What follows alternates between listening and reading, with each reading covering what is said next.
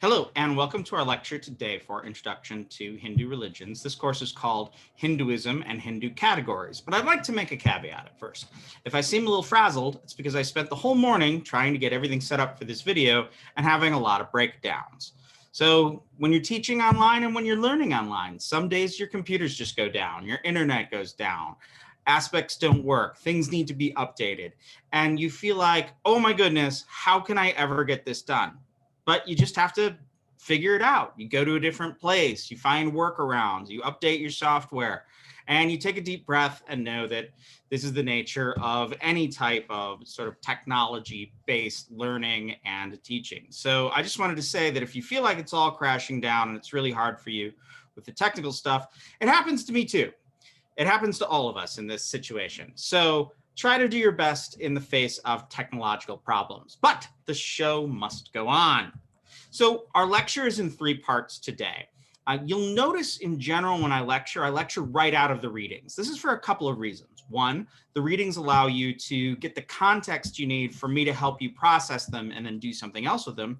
2, I think it's only fair.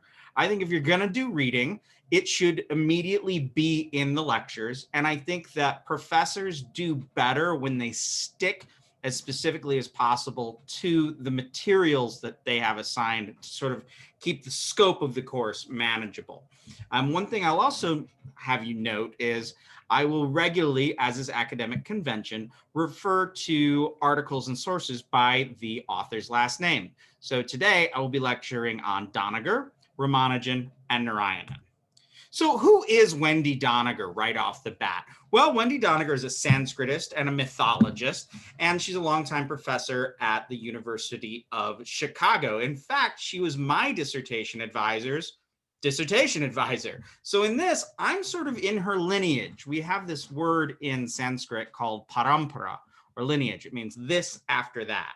So in this way, my advisor is his student, so she is also my teacher. We'll see this when we talk about guru lineages and when we start talking about different Hindu teachers. So in a way, there's a joke that those of us who studied with people who were trained by the great Wendy Doniger, that we are Wendy's grandchildren. Now, Doniger has 2 PhDs, one from Harvard and one from Oxford. She's still teaching at University of Chicago. Her work is, for the most part, on sort of comparative world mythology, but she really is a specialist in Hinduism and Sanskrit literature. She presents herself as a public intellectual on a wide range of medias. I've been driving around in the Midwest before, and at a different job I had, and I heard her speaking on NPR one time, and I was like, hey, I've had lunch with that woman. It's kind of exciting. One of the things I also really like about Wendy, and I'll use her first name, because I've had lunch with her a bunch of times and I know her personally. So one of my most favorite things about her is that she has for very many, many years is very active in prison education. And she is almost always teaching at least one course in the different prison systems in Chicago. She has always stressed a sort of dualism to India, arguing that those conflicting points are where the most interesting elements of Hindu culture come up. Case in point, her first major book that was popular was called Shiva, the Erotic Ascetic. Now, an ascetic is someone who has withdrawn from life in order to work on spiritual principles. So what do you do with a god like Shiva, who was at one time an ascetic hermit, but is also married and a sexual dynamo with his wife? The duality of the thing. So the style of writing in this book that we're reading today, The Hindus and Alternative History, that we have for our class, is not usual for a textbook or an academic work. It's sort of chatty. It has it tells sort of anecdotes and has asides and seems more informal. Now, she writes very formal works, but lately she's been doing more of this informal, very accessible style of writing. It's very much in her style, the style of Wendy. As my friend Anya Foxen says, I like the book, but it's just so Wendy. She is controversial, in fact, which she writes about at the end of the section we read for today. She's had a lot of pushback and even harassment by Hindu fundamentalists. In fact, she tells a story in a reading today of giving a public lecture and then having someone throw an egg at her. This is sort of a famous story in the history of academics writing about India. So what do I mean by Hindu fundamentalists, the people that have given her a lot of pushback? Well, Hindu fundamentalists and Hindu nationalists are those Hindus who believe in a normative version of Hinduism, like one form of Hinduism, and that Hinduism should be the norm for all Hindus, and even more so that in India, the only people who really should be there are the Hindus. Now, this ancient form of Hinduism that Hindu fundamentalists posit is really only 150 years old. It's the same thing with Christian fundamentalism, which portrays itself, as we see, as being the exact same practices of the early Christian church and being the closest to the sort of actual teachings of Christ. But when you talk to Hindu fundamentalists, you realize their ways of depicting, or the Christian fundamentalists, you realize the way they are depicting their version of Christianity is relatively recent and is really only of the last 150 years. So this is one of the funniest things about fundamentalists, is they are not practicing an ancient religion, even though they say they are an ancient religion. They are actually practicing a postmodern or very contemporary form of their religions. Now, Wendy Doniger is a psychoanalytic reader. Think Freud, Sigmund Freud. So Doniger observes sexual themes in mythology, and this has led to the critique that she does not respect Hinduism and reduces religion to titillating sex. If you read her works, though, this doesn't seem to be the case. In fact, she actually, by looking at these conflicts and these sexual elements, is able to bring out the wild richness of religious literature. I would argue that she complicates this literature in order to reveal the glories of the text. And for my money, I know a lot of teachers of Hinduism, and nobody tells a Sanskrit story better than Wendy Doniger. And when so much of the Hindu tradition is about stories, a grand storyteller is someone who really understands the tradition. My first teacher, my first guru, really loathed Wendy Doniger and spoke about her in very choice words. And it wasn't until later that I realized he's very much a bit of a Hindu fundamentalist himself. Now, as I said, Doniger locates two extremes, a certain dualism when she's looking at Hinduism. And she notes that those opposing positions are what drive the most exciting parts of Hinduism. So this would be like the between advocating violence and advocating nonviolence, or the fact that Hindus advocate vegetarianism, but then you see so much consumption of meat, and you will also see this understanding of the world as mongooses eat mice, lions eat buffalo. That's the way of the world. So these dualities are the way that she really structures her understanding of India. And this is interesting because if you were to read about Hindu philosophy, you would see that most Hindu philosophy, as it is presented to Westerners, is very mystical. And it aims toward a non-dual understanding of the world, by which I mean man and God are identical. The essence of man and the essence of God are one, not the fevered, stupid mind, but man's very essence. Or that the world and the individual are identical, inside and outside are the same. So we'll get into more of that philosophy as we go along. So let's look at this context that we're talking about. So what I want to talk to you about is sort of cultural heritage and language, and the sort of strange case of the language of Sanskrit. So Sanskrit is the main literary language of India, and only twice-born people are allowed to hear it and study it traditionally. These days, anybody that can pick up a book can study it, but they have to know Sanskrit. But traditionally, only the top 3 castes, and I'm going to talk about castes in just a second, were able to study Sanskrit. The Brahmins were the ones, the priestly castes were the ones who really were writing in it and working in it. And then the others could hear it and read it. But people of the lowest caste and the untouchables were not allowed to even hear the glorious words of Sanskrit. So this course in general aims to have a wide variety of sources. Traditionally, Hinduism is taught from the perspective of the Brahmins, the priestly caste, the elite caste. So I want to bring in more voices I want to bring in rituals that are not done by Brahmins. And I, in general, want to show that Hinduism is about more than just Sanskrit texts and philosophies, which is generally the way that Brahmins will depict their Hinduism to Westerners. But the other thing that they miss when they depict Hinduism to Westerners is how ritually oriented Hinduism is. So there are 4 castes traditionally in a Hindu society. You have the Brahmanas or Brahmins. These are the priests, the ritualists, the scholars, the advisors to kings. They also would live in camps called agraharas that would be on a farm, and then they would oversee the farm, and all the revenue from the farm would go to them. The farm would be granted to them by a ruler. Then there are kshatriyas, the barons. These are the landowners, the rulers, the kings, and the military, the warrior caste, sometimes people say. Then you have the Vaishyas, who are merchants, agriculturalists, tradesmen, bankers, shopkeepers. Finally, you have the Shudras, who are the laborers.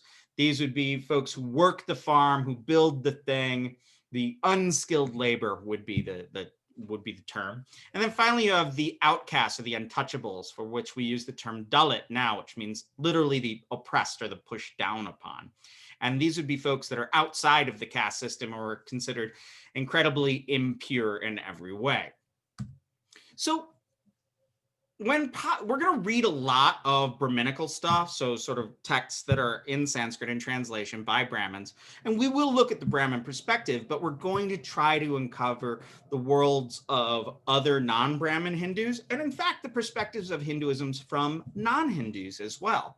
When possible, we will look to female voices and non-Hindu voices to make sense from the periphery. There's an argument that only by looking from the perspective of people outside of a system can you really understand a system.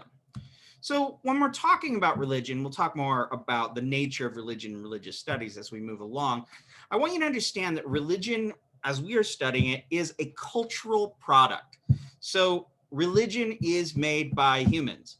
Scriptures may claim to be spoken by God or gods, which is fine. That's a scriptural claim. You can make that. But we are going to study them as written by humans and their human context and the human perspective. Again, I might believe that the Christian Bible is the inerrant word of God when I'm standing in a church, but when I'm sitting in a room working through various translations and trying to understand what the heck it means, it is impossible not to see, and it's irresponsible not to see the very human hands that have shaped the discourse we're looking at. So the other interesting thing about this is while Sanskrit, this high language, is considered to be sort of the sine qua non, the most important language and the primary language of Hinduism. In fact, even those Brahmins who were speaking in Sanskrit would have spoken other languages. They would have interacted in the vernacular or the spoken languages around.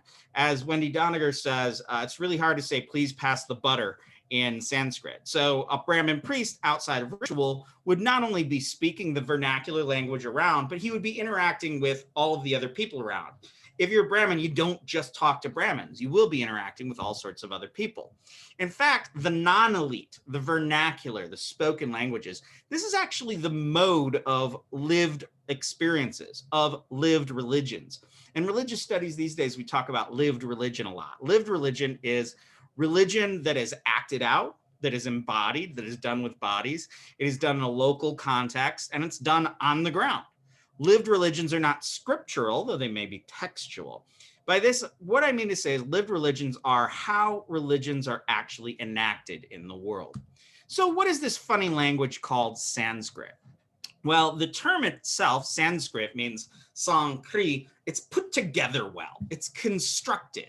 It's the preferred language, as opposed to prakrit, which is sort of the natural or spoken language. And that comes from prakrit. You'll note the same root. Krit, to make or to do, to create, if you will. Sankrit, put together really well. Prakrit means something like natural or always there or primordial. Yes, okay, so, yeah. We're actually going to see a little further along that we have a thinker named Ramanujan, and he talks about the mother tongue and the father tongue. He argues not as much for privileging of any one aspect of the language of these languages, but the context appropriateness of each language. So what does he mean by that? The mother tongue, that's their first language you learn. You learn it from your mother. It's the language you speak in the kitchen. That's your spoken language. This is odd to us because most of us just speak English. But your father tongue is the one you learn from your father, the language of being in public, the language of being in the scholarly study, the language of ritual. Now, Sanskrit was also kind of like a lingua franca. So by that, I mean, it was a language that was used for trade and for government throughout India up until about the year 1000 CE. Now, Sanskrit is thought to be the language of the god. It is thought to be Daiva, from the word Deva, divinity. So the language of the gods. Prakrits, or spoken languages, were thought to be Laukika. We'll see this word a lot, from the word loka, which means worldly, sort of the language of the world.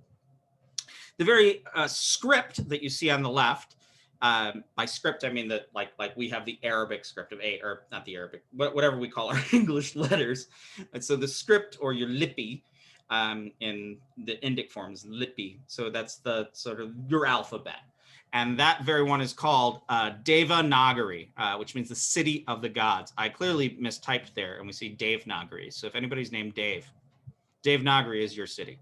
Devanagari, the city of the gods, is the name for the alphabet of Sanskrit. Okay, so what are vernacular languages? Well, vernacular from vernos means of the people. This is your mother tongue. This is the language that you spoke around the house and you speak on the street. We're going to return to this idea a little bit more. So what happens is prakrits are these natural languages. And when people describe them, they say that they emanated from Sanskrit, but that's not true. Clearly, these prakrit languages came first, and all of our earliest writings of inscriptions on like temples and whatnot were in prakrit. So it's actually an older language. These vernacular languages were older than Sanskrit. Now, Prakrit and these different Prakrits, these different vernacular languages, after the year 1000 CE, became the languages of government in the various regions around India. I thought I had a picture, sorry. Anyway, so what was I saying? So Prakrit, vernacular languages, spoken languages. Sanskrit, ritual language, scriptural language. Sanskrit was the main language that all of our religious scriptures were in up until the year 1000. At that point, things began to be written also in these spoken languages, these vernaculars. Sanskrit is sort of like a Greek or a Latin these days. Okay, so let's move on. I have three concepts I want to go over, which are Sanskritization, Deshification, and Vernacularization. So the first is Sanskritization. Now, the picture here is of Rahul Gandhi, who is the son of Indira Gandhi, and not Indira Gandhi, he's in the Indira Gandhi family, Sonia Gandhi's son. So he is half white and half Indian. Now here he's being initiated as a Brahmin, but he could not actually be legitimately a Brahmin due to his family's sort of history, but he embraces that Brahminness. So why? To this, we have a wonderful concept called Sanskritization, which a man named M.N. Srinivas coined in 1952. So what does he mean by Sanskritization? It is the way that Vedic, now what do I mean by Vedic? Vedic is the oldest form of Hinduism, and by Vedic, think Sanskrit, okay? The way that Vedic social values, Vedic ritual forms, and Sanskrit learning seep into local popular traditions of ritual and ideology, in part through people who hope to be upwardly mobile, to rise by imitating the manners and habits, particularly the food taboos of Brahmins, and in particular, avoiding violence to animals. Also, the reason I bring up who wrote this is he is the father of an author we're going to read later named Tulsi Srinivas. So there's definitely a lineage of great scholarship in that family. So what happens is Brahmin values become pure, become considered the high point of purity for all of India. And non-Brahmin stuff is considered impure. So what happens is lower class groups want to adopt Brahmin behavior, especially vegetarianism, take Sanskrit names, start learning Sanskrit and incorporating into their languages and their specific context sort of Sanskrit narratives and Sanskrit literature.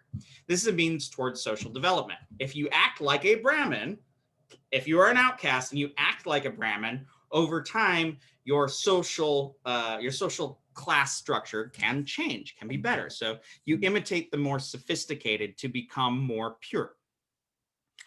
So deshification. Now, deshi is a word that's contemporary in a lot of Indian languages that just means of the country or of the place, from the Sanskrit word dish, which means just like a direction or a country or an empire even. So when we're talking about deshification, and this odd neologism, deshi means Indian or of the country. It is a term that Indians use to refer to themselves, the culture of the desh, of the country or the place. There's a famous Hindi song and a hybrid English and English Hindi song that says, who's the greatest girl in the world? My deshi girl, my deshi girl. It's a great little song, but it's arguing, amongst sort of like elite Indians that you don't want to get, a white girl or something. You want a classic Indian woman, deshi girl. Anyway, so that's my little aside and my little singing. Anyway, deshification is when the Sanskrit tradition does something intriguing and it adapts elements of the local culture into it. A great example of this is goddesses. So what you'll find is a little regional goddess, and we read about this in Narayanan's piece today. Yes. You'll find that a goddess will be of a place or of a village, but steadily when she becomes more and more popular, she'll get a nice image instead of just being a rock with some paint on it. She'll get a nice anthropomorphic image that looks like a physical goddess, and then she'll get a Sanskrit name. And the next thing you know, she can be worshipped by Brahmins. This is deshification, when a local thing from the land, from the country, gets incorporated into more elite discourse. Okay, vernacularization. Here's a map I wanted to show you before. So in vernacularization, we see after about the year 1000, literary cultures and courtly cultures, the languages that are used by kings, become regional. So if you look to your right, you can see all of these different sort of states in contemporary India. So, and it also shows the languages they speak. So they speak Telugu in Andhra Pradesh. They speak Kannada in Karnataka. In the Punjab, they speak Punjabi. These are all the different regional languages that really come to be recorded and valued in a way that they weren't in the year 1000 CE. Before that, we have little records of these, but clearly people were speaking these types of languages. These vernacular languages become the main languages of a region or a state and of the rulers of that region or that state. And furthermore, what's really intriguing to me is these regional languages and texts written in like 1300 CE onward. So Sanskrit texts from 13 CE onward, and earlier for that, start to bring in these regional vocabularies. So Sanskrit itself becomes inflected. What's the point of talking about all this language? It's to show that there's always a back and forth between these high literary languages or elite languages and these sort of regional spoken languages. All right, let's move on. This is one of my favorite articles written on Hinduism and really on Indian culture. It was written by a man named Ramanujan. Now, A.K. Ramanujan was a very famous sort of world scholar. And he has this idea when he asks, is there an Indian way of thinking? That yes, there is an Indian way of thinking that is distinct. It is distinct because it is context specific. It tries to, Indian culture and actually Indian truths or Indian ethics rarely seek to make overt statements that are universal. In fact, what they seek to do is find the appropriate thing for the context that you're in. Let's get into this a little bit more. Now, Ramanujan was a gentleman and a scholar who taught at the University of Chicago. He was a colleague of Wendy Doniger, in fact. He came from India, but he became a world-famous scholar, but he was located in the United States. He was famous for reading constantly, and he was known to read everything from Sanskrit literature to Tamil to Kannada, all of these different Indian languages, but he was also known to read really, really widely in English. And many of his former students would say that he read 150 pages of some book every single day. And one day it would be, complicated philosophy, and the other day it would be detective novels. He was a man who loved language, And while he's famous as a scholar of Indian cultures and languages, he's really famous as a translator. And his translations of Indian texts are by far some of the most beautiful things I've ever read. Now, if you look down to the left, you'll see a picture of his father. His father was an astronomy professor in Karnataka in southern India, but he was also an astrologer. So he had this notion that mankind, people have two lobes of their brain, so you can be an astrologer and an astronomer at the same time. Now, Ramanujan kept thinking, how can my father believe in these two contradictory things? But what was always going on is his father was always saying the context is specific. So when I'm at the university teaching, I'm a pure scientist. When I'm at my home and I'm meeting with people who come to me asking me astrology questions, and they come into my study as a Brahmin, they were all Brahmins, he would say, now I'm an astrologer. I can do both things. So Ramanujan had this notion that his own identity was outside of himself, that he was constituted by his family and by his context and what he encountered. Okay, so what I mean to be saying here is Ramanujan argued that he is not a singular person. He is also the entirety of his family. He is also whatever is around him at a given time is going to change who he actually is. And anything he's encountering or learning or people he's around is going to change his interior life. This differs from a Western understanding. When we think of ourselves sort of like a soul, this one unified entity that's stuck in this meat bag that is essentially us. But in the Indian context, people don't see themselves as sheerly being them. They are the entirety of their family and everything they do. You can't separate individual from family. They're also the entirety of the place where they were from. I'll get into this some more. So Indians, okay, the other thing I wanted to say was Ramanujan had, of course, a mother as well. His mother was an Orthodox Brahminical housewife. And he comes to make this observation of the father tongue, which would be the languages he learned from his father. And the mother tongue was the language that his mother spoke in the kitchen. So the language of the hearth, the language that you first hear and first speak. For Ramanujan, this was intriguing because his father languages were English and Kannada that was spoken in the area where they lived, but he would only speak to his mother in Tamil, which is a South Indian language that is not the language of Karnataka, but that's where his family comes from. So imagine your life if you were constantly bouncing between these different language registers. I know one friend of mine, I would speak to in English at the time, but he was very good. He spoke perfect Hindi. But when I went to meet his family, they only spoke Malayalam, which is a South Indian language that I cannot understand at all. And I said, why do you switch between these languages? And he said, oh, I speak English with you because you're an English speaker and that's the language of education and whatnot. And I speak Hindi when I'm out and around because that's the language that people interact with. It's the language of the street. But when I'm home, I'm just more comfortable.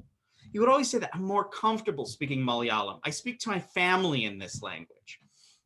So again, think about the different registers of languages and how that creates a person. So Indians in general constitute themselves according to context in a way that we don't. So the most contextual of this would be caste. So we're always looking to see, what would a Brahmin do? What would a Kshatriya do? What would a Shudra do? What would a Vaishya do? But it's not asking, universals of what should a person do. In the West, we have Immanuel Kant. Now, Immanuel Kant is a famous ethicist and philosopher, and he wrote that when he was thinking about ethics, he said, you should act as if the maxim of your action were to become, through your will, a universal law of nature. So what's he saying? He's saying anytime you produce a situation, you approach a situation, Kant would say, what is the way that every person should do this? I need to act in a way such that any person would do the same thing. So it's against context, in fact.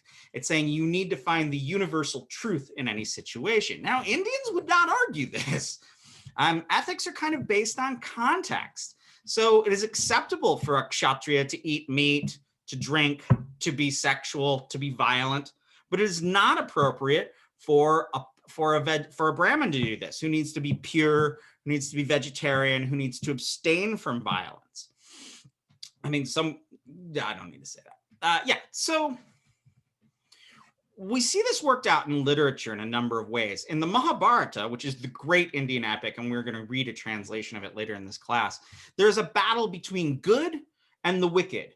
And the forces of good on one side of a family have to lie and cheat and steal in order to win. The stakes are so high. Evil can't win, so you have to do what is wrong in the service of what is right overall. In fact, we'll see that God turns to the good guys and says, look, you got to do what you got to do. They're wicked. They are bad. You have to stand for good. So again, good and bad are a bit hazy when it comes to context. So ethics and behavior is context specific. I'm not going to talk about the yugas right now. So in fact, we have in Ramanujan, he describes sort of these ethics that are different. And he says, you know, you can have you have certain behavior that's appropriate, sort of like what's for your life stage or your ashrama dharma. So if I'm a student, I should be reading books and I shouldn't be having sex. If I'm a brahmacharya, so that's a brahmacharya. But if I'm a householder, then it's very appropriate for me to be having a lot of sex because I'm supposed to be having children. If I'm a student, I shouldn't have money. If I'm a householder, I should have money. So your context and your behaviors depend on your stage of life. Then there's also the term swadharma or jati. Now, when I'm talking about swadharma, I mean, you know, what is your own specific dharma? So it is inappropriate for a Brahmin who is a temple priest to butcher an animal. However, if you are in your subcaste or your jati, your occupation or your own dharma, it is appropriate for you to kill an animal if you're a butcher. So priest, don't slaughter an animal. Butcher, slaughter an animal.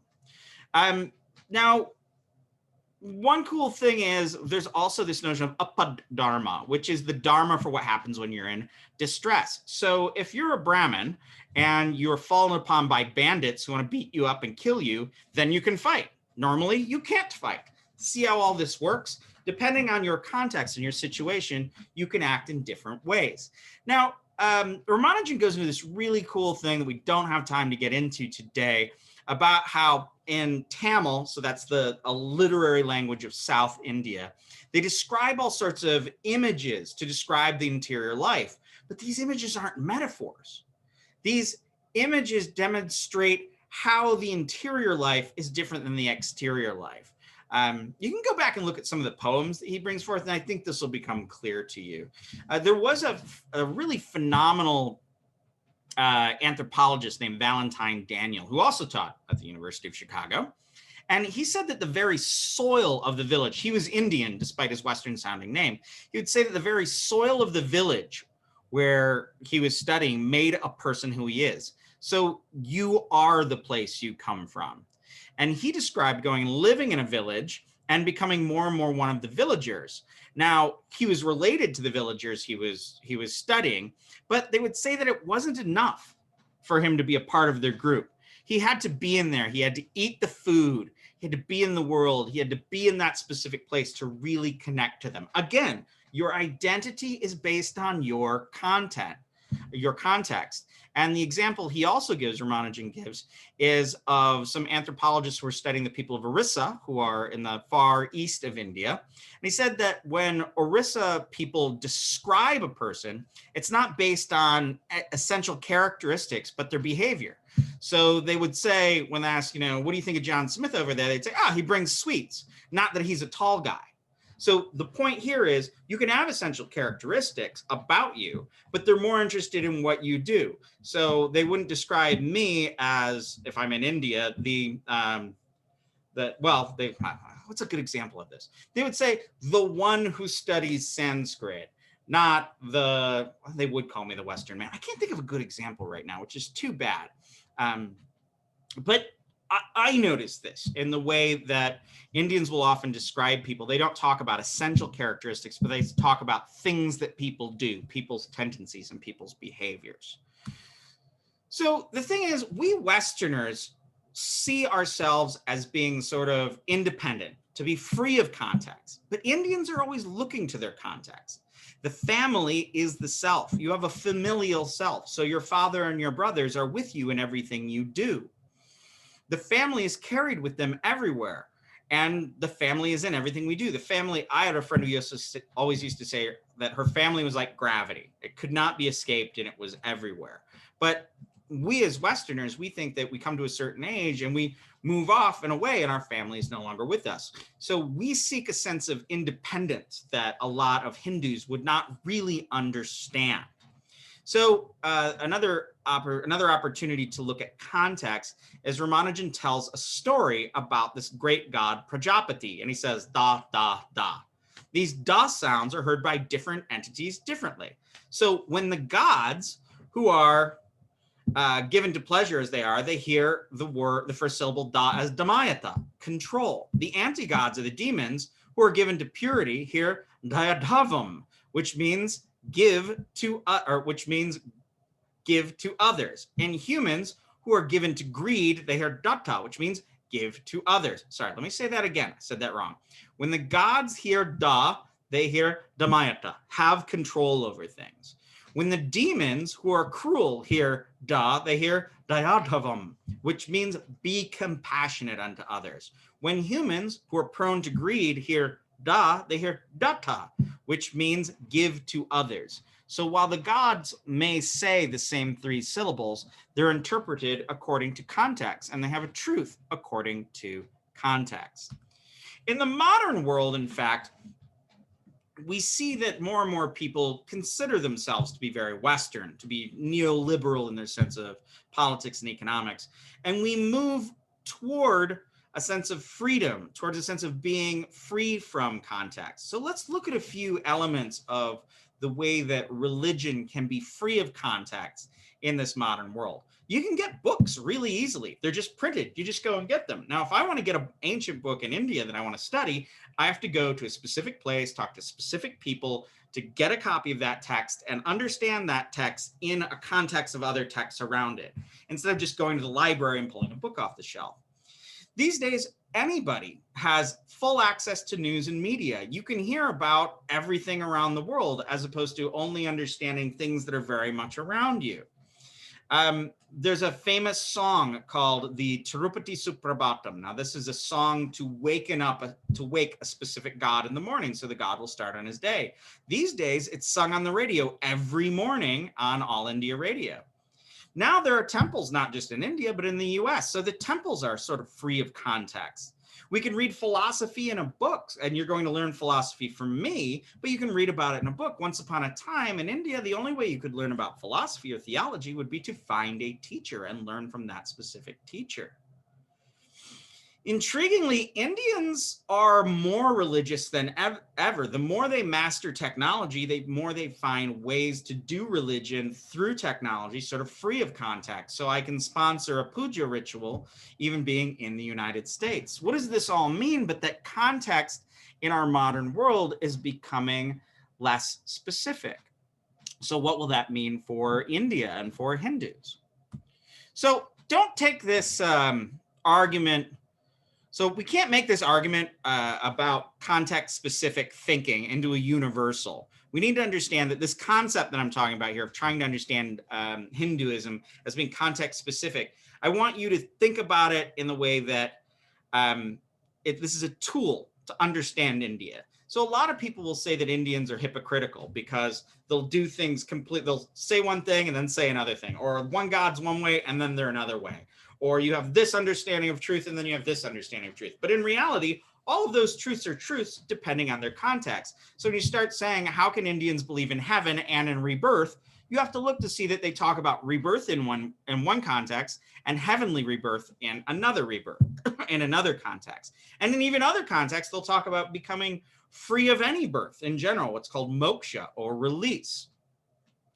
So I don't want you to hold on to universal claims about Hinduism. There won't be a lot of Hinduism says this, Hinduism says that. I'll say some Hindus say this, some Hindus say that. When someone makes a universal claim like Indians all believe in the goal of nirvana, or Hindus all believe in the goal of nirvana, and then you hear lots of Hindus talking about life and not talking anything about nirvana or moksha, that don't hold that against them. It's just that these universal claims don't work out terribly well in the actual world. So another thing that we're going to see is that India may have the longest discourse that you've ever heard on nonviolence, such as Gandhi argued, but it is also an incredibly violent place. So what I want you to see is that all of the claims that we make about Hinduism can be complicated by looking to understand more of the specific context of the place. All right, now, for the final part of the lecture, we're turning to Narayana's famous lecture, or famous paper, Diglossic Hinduism, Liberation, and Lentils. Here, I wanted to speak about two elements of the article, which is one, Vasudha Narayana's description of a conversation she had in a Harvard elevator, and also a description of a young woman named Arasi, who Vasudha Narayana knows in India. She does field work in Tamil Nadu in South India, and she describes here. So Narayana, Vasudha Narayana is a Brahmin Hindu. She teaches in Florida. She came and studied at Harvard once upon a time, but she's very much an insider. She is a Hindu. She also at one point was the president of the American Academy of Religions. So she's a very well-respected scholar and one of my favorite writers on Hinduism in general. So what are we looking at here? Well, the topic, in fact, is, well, let me go back. This article was written in a journal that was a special edition of a journal that was called Who Speaks for Hinduism? And she, in fact, looks at this topic and says, what's the topic here? It's what is Hinduism and how do you define authority and what sources are authoritative in Hinduism? And she has a thesis. She says you should look at goddesses. You should look at the traditions of goddesses and people who worship goddesses and who these goddesses are and say that the goddesses speak for Hinduism. Where does she get her information from? From ethnography or the study of people. And it's interviews that she's done when spending time and doing field work in Tamil Nadu. So other folks argue that, oh, the philosophy speaks for Hinduism. And other people argue it's like, oh, priests speak for Hinduism. But Vasudha Narayana comes out swinging and says, no, it's people. And it's people in their interactions with goddesses who speak best for the daily lives of Hindus. So Narayana starts her article by telling what I think to be kind of a funny story in which she's studying at Harvard and she's in like her first year. And she realizes that the way that she describes Hinduism and the way she talks about Hinduism in her courses they're dismissed in the same way that scholars have dismissed the Hinduism of the hearth, the village, local goddesses, and festival traditions. So what happens? Vasudha Narayana is getting into an elevator and she sees a young white gentleman who's in her classes and she says, what do you study? And he says, oh, I study Hinduism, real Hinduism, the Rig Veda. What are you studying? She says, oh, I don't know. Villages, the food that my family makes. She says Hinduism to her is really about what kind of lentils you make on what different occasions. And if you spend time in India, you'll find that there are hundreds of types of lentils. And she starts talking about, her family and what Hinduism means to her. And the guy sort of shrugs his shoulders and says, oh, that anthropology stuff. I study the real stuff. The Vedas, Sanskrit. And then he starts telling her stories from the Rig Veda, and she goes, I'm a Hindu, and I've never heard any of these stories. So this really gets her thinking.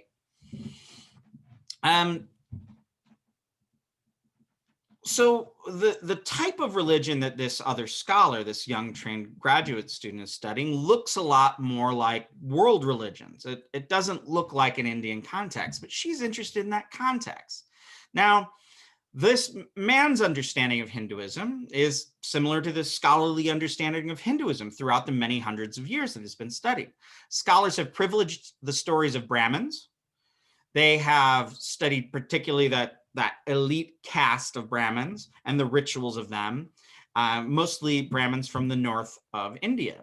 Now, Sanskrit scriptures have been privileged over the lives of Hindus, especially non-elite Hindus, who are ignored or relegated to anthropology. Native Hindus, when writing about Hinduism, also privilege elite stories and philosophy and high rituals, as opposed to the actual lives of Hindus. This is finally changing due to scholars like Narayanan. All right, so Narayanan finally argues, who speaks for Hinduism? Who then speaks for Hinduism? And whom should we listen to more attentively? I would say, listen to the goddesses, not the demure, circumspect ones, but the dynamic ones who possess, speaking of actual possessing people, and who are progressive, who argue for social betterment. Listen to the exponents of the performing arts, the musicians, the dancers, who think of their art not as being derived from the Vedas, but as the method of communicating complex social problems and as a web of self-transformation. Now, her little pal in the elevator said, I study real religion, the Vedas. Now, when you go to India or when we talk here, you'll hear people will always say Indian culture is Vedic culture. Well, the Vedas are 4 very, very long texts, and they're mostly about ritual. Really, when you sit down and you read the Vedas in the original, very little that you find in these texts actually looks like what people do. So my friend Dan always jokes, he says, look, people who are Hindu fundamentalists who are really into the Vedas are kind of like Baptists, fundamentalist Baptists. Like there's one book, nobody reads it, and we all just move on. So to move on here, I'm sorry, this one's a little bit long. These goddesses that she's describing really range in size and structure. There are some pan-Indian goddesses, like down on the left, and there you see Lakshmi, the pan-Indian goddess, or Saraswati, the goddess of knowledge. But there are also regional goddesses that are only sort of pan-Indian. These are the cosmic and dangerous powers found in regional goddesses, like the ones on the right. Then there are the local goddesses, like the ones on top there, who are often vernacular, who don't have Sanskrit names or don't have any names. These are the goddesses of villages. Now, Narayanan really wants to look at the regional goddesses and the local goddesses, and to not be so focused on these translocal pan-Indian goddesses, these demure goddesses who are just generally good. These local goddesses are a little dangerous. They accept blood sacrifices. They possess people. But when you really need a goddess to help you with a situation, you need to go to these local goddesses. All right, let's talk about Arasi, our working example, and we're nearing the end here. So structures and things we think about as Hinduism and being key to Hinduism tend to not be found in the lives of local people, in the lives of, of folks who are uneducated or non-elite. But these top ideas like caste or Sanskrit literature or big temple rituals, these are actually kind of irrelevant to an everyday person's life, definitely irrelevant to Arasi. Now, Arasi does not know her caste, even though upper caste neighbors have said that she's a laborer or a Shudra of the lowest caste. Yeah, and then I don't think I need to make that point. One second here, sorry. She does not actually use the word Hindu. She doesn't think of herself as a Hindu, even though other people, when she's like, if she's taking a census, other people are like, oh, she's a Hindu. She's like, what's this Hinduism business? She's really devout, though. So she actually worships a goddess named Pariya Palayat Amman. Now, Amman just means mother, and the name means something like mother of Pariya Palayat, which is the name of the village. Now, in this sense, this goddess, and you see an image of her here, is called autochthonous. Now, what does the word autochthonous mean? So autochthonic, one that has risen from the earth on their own. You could also think of it as sort of like autonomous. It's not connected to any greater religious group or greater religious network. In fact, lots of goddesses are just named after places, are just named after villages. So this is mother of this specific village. You'll find this throughout Hinduism. In fact, you'll find things like the god Bhairava will be the Bhairava of Chaukambi Chowk, or one place, or the Hanuman of Connaught Place. So you'll see that people won't just look and say, that's Hanuman, that's Bhairava. They'll say, that's the Hanuman of that spot. That's the Bhairava of that spot. So often you'll find geographical names in these deities. It'd be sort of like if you were looking at an image of Jesus Christ in Grand Rapids, Michigan, my home, and said, oh, that's the Jesus of Grand Rapids, which is different from the Jesus of Columbus, Ohio. Now, I refer to these goddesses as being local. So the translocal gods or goddesses are goddesses who are found in scriptures and depicted in grand temples that are known all over India by their Sanskrit names. The local goddesses are smaller goddesses, and sometimes they have Sanskrit names, sometimes they have vernacular names, like in a local language like Tamil, or sometimes they're just called Ma, just very simple, Ma. They're often specifically designated by their place names, as I just said. We'll refer to this notion of local and translocal often. So Narayana describes an interesting sort of phenomenon with how these goddesses are worshipped.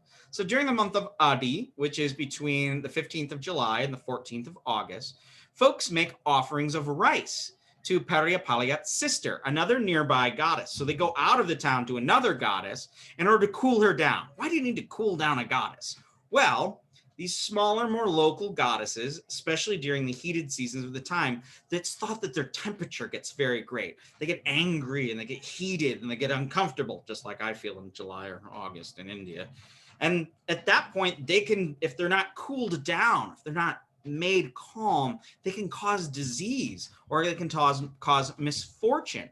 So offerings are made to these goddesses in order to cool them down. So they become heated and cause problems and diseases. They're dangerous and powerful.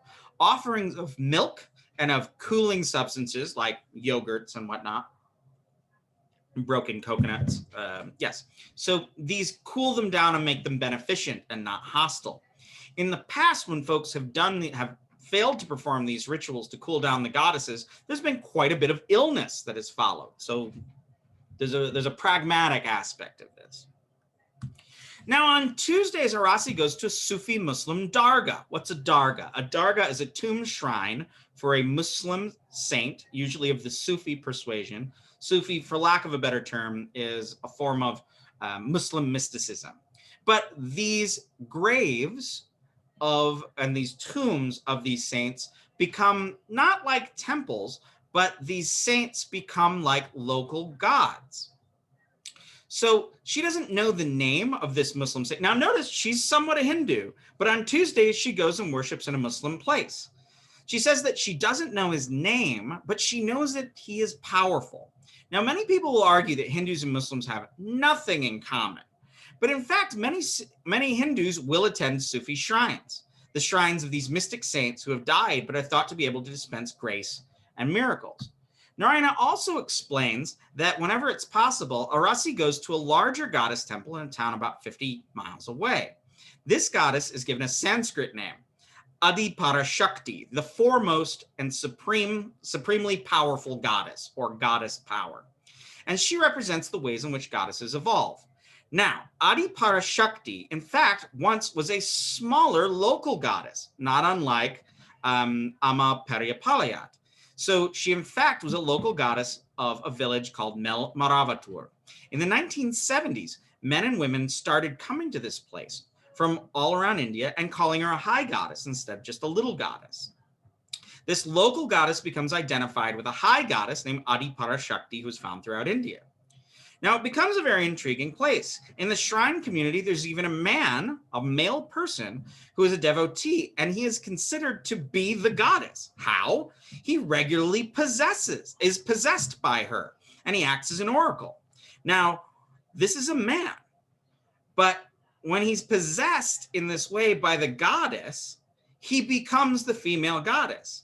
And this shows that this goddess is so powerful that she even possesses men, overturning the very patriarchal and misogynist culture that can often be India. Now, this this new version of this goddess has a number of innovations, as we read about. So the goddess is said to be everywhere around the temple. And also at this temple is supposed to be the home of 21 siddhas. We're in South India. So siddhas are perfected people or saints. I think a good way to understand siddhas is they're like local superheroes. So not only is this a little goddess who's becoming described as a big goddess, but these local spirits of perfected beings are also thought to dwell around her, which would not be the case in Periyapalayat Amman. All right, so this goddess temple is in fact not staffed by male Brahmins, but in fact staffed by dozens of volunteers. Traditionally, most larger temples will only have Brahmin males to be their priests. All women at the place are referred to by the word Shakti. Shakti, the name of the divine power in the universe that is female. There's no caste discrimination there. In fact, men are called Shakti too. This is kind of wild. Now, here's the thing that maybe y'all don't know. There's no taboo in Adiparashakti's temple against menstruation. Usually women who are menstruating, when they are in their cycle of menses, when it's their time of the month, are said to not be allowed to go to the temple. Why is this? Well, there's two reasons. One, the blood is considered to be impure, but also in Sanskrit erotics, a woman who is menstruating is thought to be extremely sexually appealing. So it's also thought that a woman who is menstruating will distract the gods, in fact, and give them impure thoughts of desiring to copulate. So this goddess actually declares that all human beings are a part of her family and that she wants the betterment of all mankind. Her services are progressive, with rites performed against droughts, again, and for increasing natural resources. She also endorses and is brought to perform humanitarian work, vocational training, medical camps, AIDS outreach, and tree planting. So she's socially conscious. So finally, I want to end with one last example about how gods change over time and for new contexts. We read in this article about the AIDS goddess, Aidsama. Now, Aidsama was born out of a smaller local goddess, not unlike we saw Adiparashakti was just the Ma of Mel Malavatur. So the AIDS goddess was a little goddess. And in fact, a science teacher made an icon for her when she was probably just a rock before with some red paint on it. And the icon is of two people standing together with a virus in between them, the AIDS virus. The original, so the goddess is worshipped with fresh flowers, incense, and the drawing of like magical diagrams. And what happens is you go from this little goddess to a goddess who is associated with a disease that can cure the disease, supposedly. But this science teacher was cagey. He wrote a bunch of songs or bhajans, or songs to sing in the temple, that actually give AIDS information. So the holy songs of this AIDS Amma actually tell you how to avoid getting AIDS. Now, this is interesting because other disease goddesses, like the goddess of Shitala, who I will talk more, who's a smallpox goddess, are associated with smallpox and skin eruptions. Now, AIDS also causes, skin eruptions or skin damage in its terminal forms. So the idea of a goddess who wards off disease is very common in Hindu culture, and we'll look at this quite a bit more. Also, these goddesses usually need to be cooled down to remove their dangers. In 2020, we began documenting the arriving across India of COVID-19 goddesses. COVID goddesses to be worshipped, and I have no doubt to this day that people are singing songs about wearing masks and social distancing. The COVID goddess and I've read about at least 4 COVID goddess temples around India who will hopefully deliver us from the COVID-19 pandemic. All right. That's the end. So go have a tea, go get a soda, go have a whiskey, or if you're in India, whiskey soda, or get a beer, or go outside and play, pet a dog, snuggle a cat. Don't spend the best years of your life studying. All right, I will see you next time.